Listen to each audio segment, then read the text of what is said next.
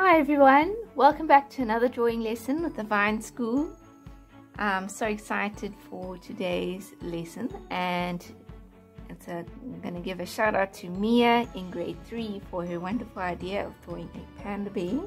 If you have ideas for drawing, then please send me a message in the classroom and I'll make videos for you if I can of the animals and bugs and creepy crawlies that you would like to see.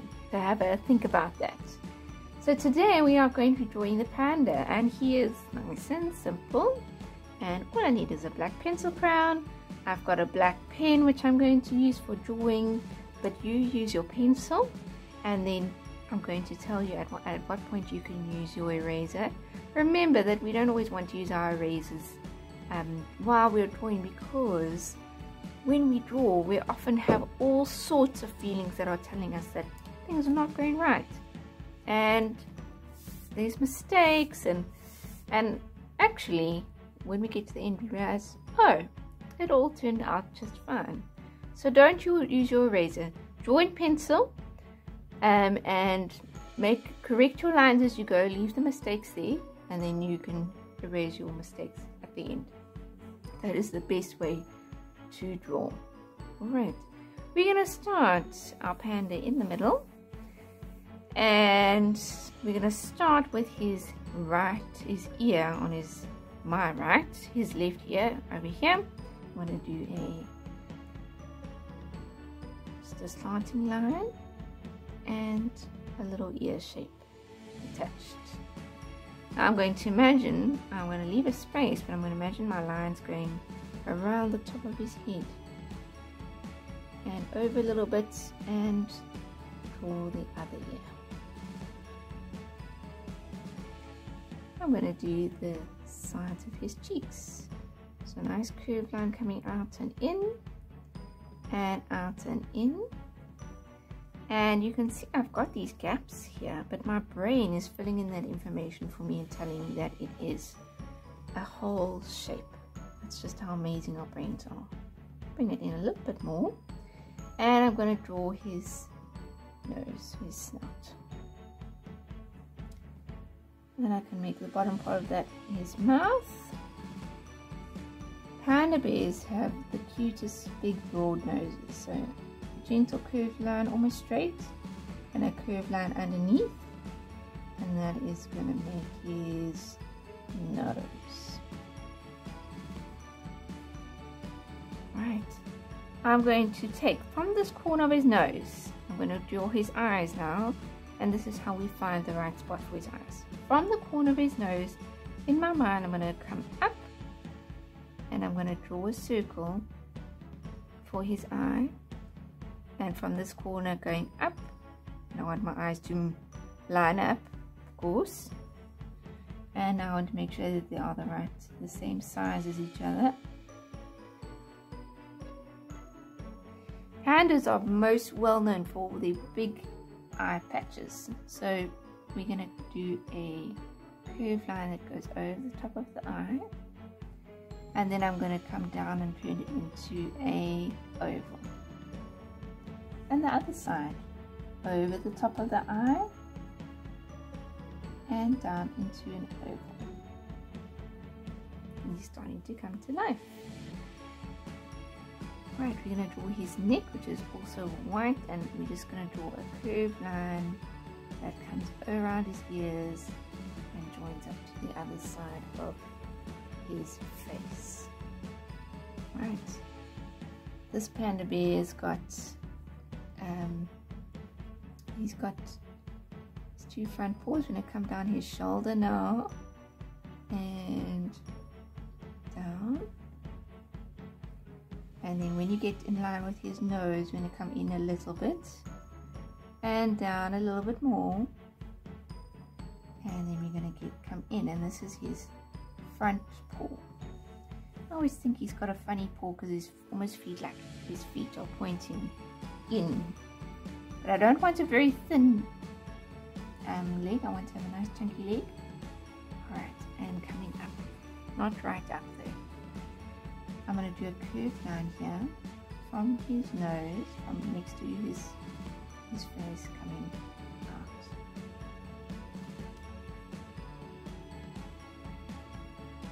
And I'm going to draw his other leg coming down and also pointing in, his foot, and coming up to sort of his elbow. And you can see that it's in line with his face. And we can put on some details of his feet. 3 little claws.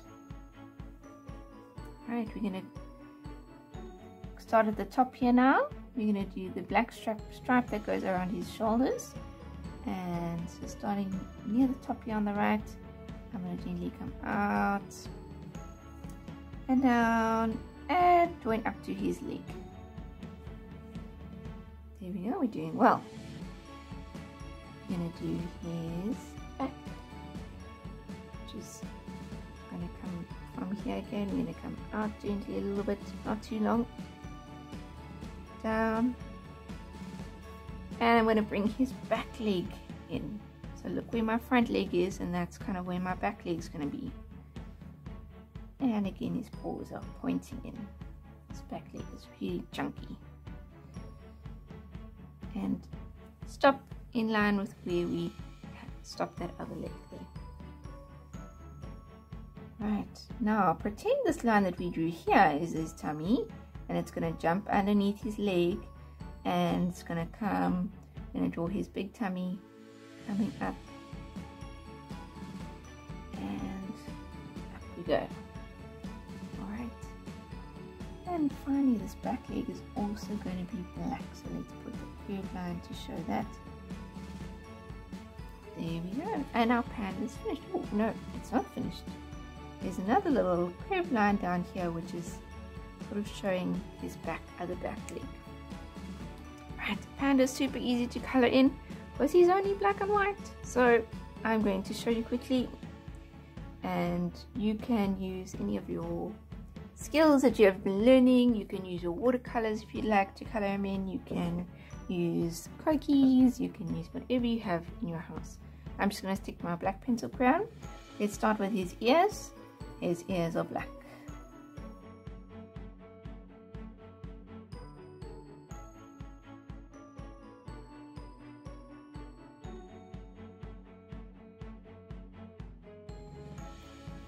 A panda is very good at climbing trees. He can also swim pretty well. I think what he spends most of his time doing during his day though is either eating or sleeping. Panda bears will eat for as much as 14 hours a day. So more than half the day they spend just eating, and then they will spend most of the rest of their day sleeping.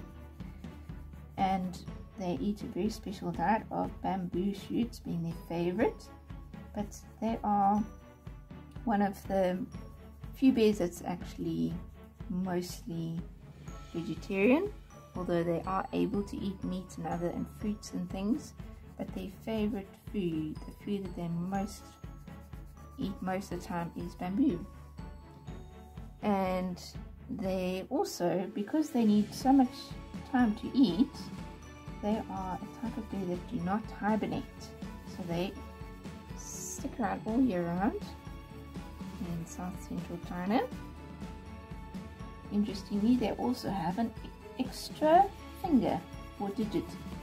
So on their paws, they don't just have 5 fingers, as it were, on their paws. They have 6, and that extra one just helps them to get that bamboo into their mouth nice and efficiently to grip it.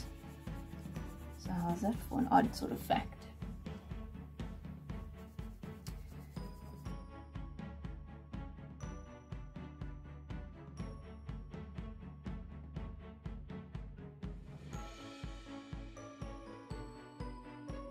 When you've got a good base of black everywhere, always go back and double check that you have colored in your best. It's also a nice time where you can add a little extra tone, darken areas, leave some areas light, and it's just going to uplift your drawing so so that it is your best work every time. You might make mistakes, it might not be your favorite drawing that you've ever made, but you know that you've done the best that you could. That's the most important thing. So look out for things that, like here, I was a bit hasty in my colouring, it was a little bit rough, and go back, heating it up.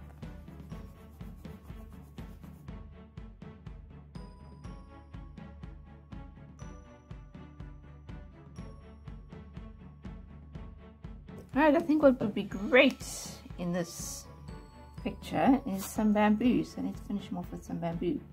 I'm going to put some straight lines. Now I'll leave a gap. Leave a gap.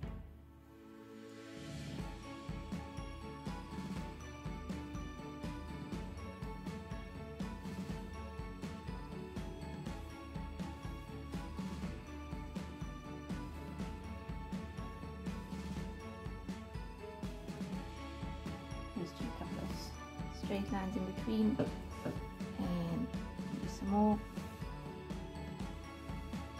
some big,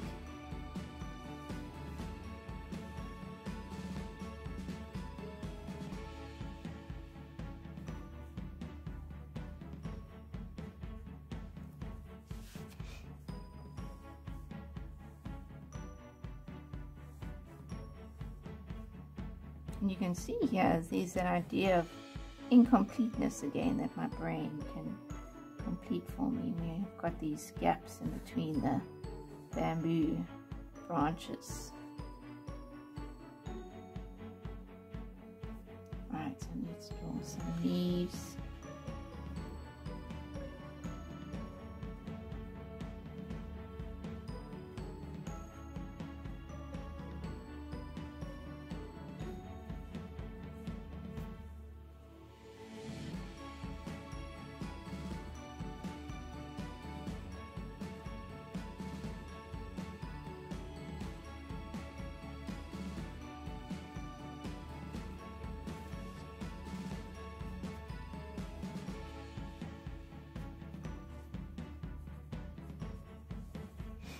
There we go. And you can colour in those branches green.